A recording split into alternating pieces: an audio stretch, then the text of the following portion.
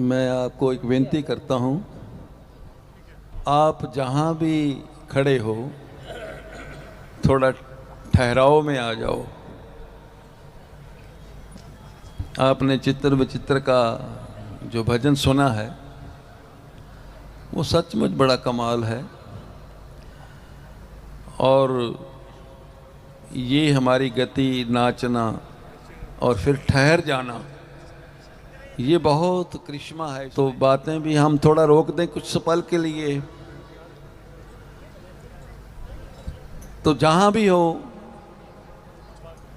थोड़ा शांति का वातावरण हम बना लें।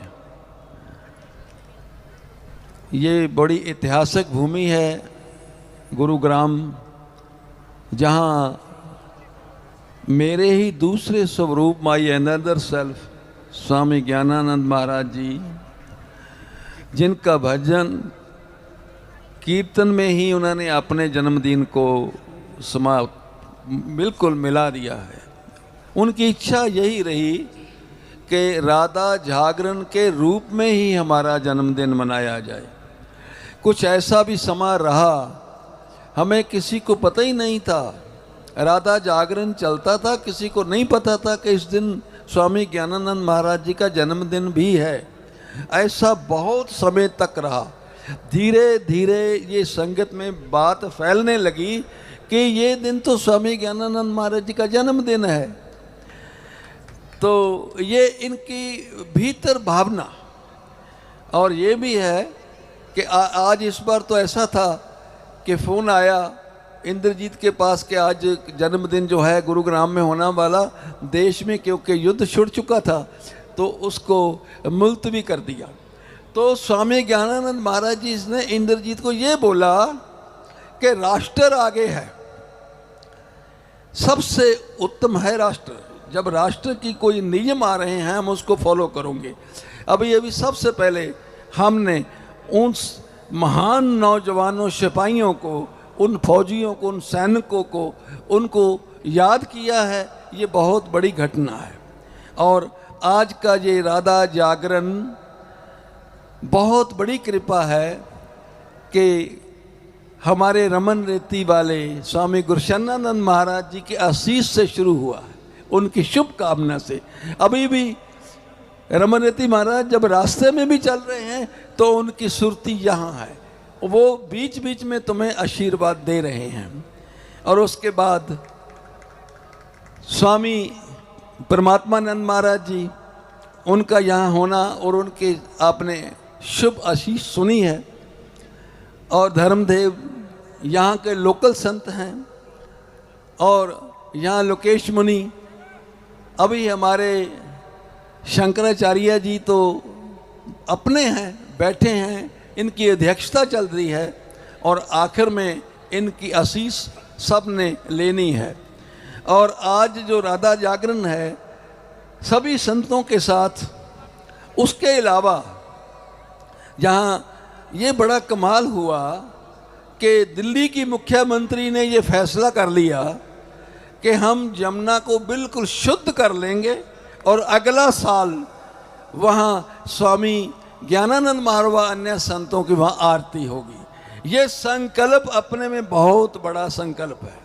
हरियाणा के मुख्यमंत्री हमारे नायब सैनी जी वो संकल्प के साक्षी बने, और उनका अपनी ओर से जो इतने सुंदर शब्द, जो प्यार उन्होंने दिखाया, वो भी बड़ा कमाल का रहा है। और यहाँ भी मंच पर जो संत जैसे स्वामी विश्वानंद महाराज हैं, सभी संत जो बैठे हैं, मैं उनके चरणों में नमन करता हूँ। और मैं चाहूँगा आप थोड़ा इस बात को समझो। पहले राधा का अर्थ तो सीधा ही प्रेम है, और जागरण जो हो जाए उसका अगर कारण प्रेम बने तो ये जागरण चरम सीमा का माना जाता है। कबीर साहब कहते हैं, कहे तो कबीर तब ही नर जागे जब जम का डांड मूंड में लागे। सिर पर डंडा पड़ता है ना जम का, तो जाग तब आती है। कहते वो जाग इतनी महान जाग नहीं है। जागरण वो है, जाग वो है कि तुम प्रेम के माध्यम से जाग जाओ और शिखर पहुंच जाओ। और जो जागा हुआ है ना, उसकी दृष्टि बदलती है, उसका ध्यान बदलता है, वो परमात्मा को इतना नजदीक मान लेता है, जान लेता है, अनुभव करता है। नामदेव की झोंपड़ी को आग लग गई, और जैसे आग लगी तो कुछ लोग उसको आग को बुझाने में तो लगे ही थे, मगर कुछ लोगों ने झोंपड़ी से सामान को निकाल लिया। नामदेव को बुलाकर लाया गया। नामदेव ने देखा कि झोंपड़ी जल रही है, कुछ लोगों के सामान उस झोंपड़ी से निकालकर बचाया है, तो उन्होंने वो झोंपड़ी वाला सारा सामान उस झोंपड़ी में जो बचाया था उसमें आग में फिर फेंक दिया। लोग नाराज हुए कि हमने बड़ी मुश्किल से जलती आग से ये सामान निकाला है, तो नामदेव ने आकर फिर फेंक दिया। वापस चले गए। और साखी बताती है ये, उसी रात भगवान के दर्शन नामदेव को हुए और भगवान आए।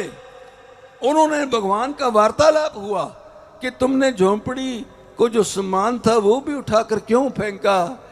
उन्हें कहा, ए भगवान है प्रभु, जब तुम जलाना चाहते हो मैं तुम्हारा ही सहयोग करूंगा। अभी बोल रहे थे ना, मैं ऐसा बन जाऊं जैसे तेरी मर्जी है, और ऐसी अगर बनना है तो लोग आए।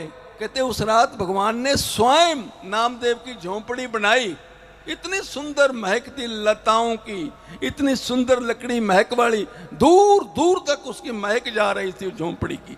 लोग सुबह आ गए, पूछने लगे कि नामदेव इतनी सुंदर झोंपड़ी वो कौन सा कारीगर है जिसने बनाई है, हम बनाएं तो कैसे बनाएं, हमें क्या करना चाहिए। तो नामदेव कहने, सबसे पहले जो तुम्हारी झोंपड़ी है उसको जला दो, क्योंकि हमारे भीतर क्या है, हम लेकर चलते हैं द्वेष, ईर्खा। और जो हमारे पर्व भी जो है ना, ये भी कमाल के हैं। जैसे होली आती है, होली का मतलब क्या है, वास्तव मतलब है होली, जो बात हो चुकी है उसको छोड़ो, और तो हो चुकी है उसको क्यों पकड़े हुए हो, और अपने भीतर से द्वेष ईर्खा को जला दो। जब सब कुछ जल जाएगा, आपा ज्ञात आपे पहे, जब भीतर क्या होगा कि वो कहते जब तुम जलाओगे इस नफरत वाली झोंपड़ी को, इस आग को, इस भीतर विकारों को, तो वो परमात्मा, वो कारीगर आके आपको सुंदर स्वरूप में बदल जाएगा। और दूसरी बात, जब तुम जाग जाओगे ना, तुम कहीं से कुछ सुनो भी, उसके अर्थ बदल जाएंगे। सीरियल बनते हैं ना, सीरियल महाराज जी बनते हैं, उन सीरियल से क्या होता है, सुदामा का हम गीत सुन रहे थे, भजन सुन रहे थे, ऐ द्वार वालो कन्हैया से कह दो तेरे दर पे सुदामा गरीब आ गया है। मुझे लगा ये मुझे ठीक नहीं लग रहा। अरे सुदामा कैसा कौन गरीब है, सुदामा जो श्रोमणी ब्राह्मण है, सुदामा जो जितेंद्रिया है, सुदामा जिसका कृष्ण मित्र है, कृष्ण ने उसको तख्त पर अपने आसन पर बिठाकर उसके चरणों में बैठ गया, क्या वो सुदामा गरीब है। और सुदामा स्वयं देखो, कन्हैया लेट हो गए, सुदामा चल गया, वापस चल दिया, तो कन्हैया भागते आ रहे हैं, दौड़ते आ रहे हैं, सुदामा को आकर रोका, अरे सुदामा मैं तो भागता आ रहा हूं, तुम वापस क्यों चल रहे थे। कन्हैया तुमने आने में देर जो करती। तो उसको गलवकड़ी में लेकर कृष्ण कहते हैं, सुदामा तुमने देर की, मैंने तो देर नहीं की। अरे बात समझो, जब जाग जाओगे तुम्हारे जीवन में अर्थ बदल जाएंगे, तुम्हारा जीवन का ढंग बदल जाएगा। तुम जिस भी वस्तु को देखोगे वो देखने की दृष्टि बदल जाएगी, और तुम देखोगे सारा संसार ही तो तुम्हारा अपना है। पावन गुरबाणी कहती है ना, क्या कहती है, बिसर गई सब तात पराई, जब ते साध संगत मोह पाई। जदों मुझे ऐसा ज्ञान मिला, स्वामी ज्ञानानंद जैसे संत इतने साधारण तो उपलब्ध नहीं है, ऐसे तो नहीं है, बहुत कठिन। उनका जन्मदिन यदि है तो ये प्रकृति की मौज है, ऐसे संत कभी कभी जन्म लेते हैं, ये कृपा है। ऐसे संतों का इस संसार में प्रकट हो जाना। हाँ ठीक है, ये भूमि अवतारों की भूमि है, जहाँ ऋषि आए हैं, हमारे गुरु आए हैं, उनके अर्थ को समझो और दिमाग में कलेश को मिटा दो। पावन गुरु ग्रंथ साहब में ऐसे भेद लिखे हुए हैं, जब इस ढंग को समझोगे, इस अनुभव को समझोगे, भीतर उस प्रेम को अपने मन में भर लोगे, तो तुम्हें आनंद आएगा। आज क्योंकि राधा जागरण है, जागरण की अवस्था है, तो साथ में स्वामी जी का, तो स्वामी जी तो ऐसे हैं जिनके साथ की गई गुफ्तगू दिल पर लिखी गई, इनके साथ बीती हुई हर घड़ी इतिहास बन। मेरे लिए तो मैं तो बार बार कृष्ण कृपा परिवार को कहता हूँ कि तुम तो इतिहास के पात्र हो और नया इतिहास बन रहा है। कृष्ण कृपा परिवार, उसके साथ जियो गीता, उसके साथ अभी कुरुक्षेत्र का गीता ज्ञान संस्थानम, अनेका संस्थाएं, अनेका काम जो चल रहे हैं, उसी प्रभु कृपा से हो रहे हैं।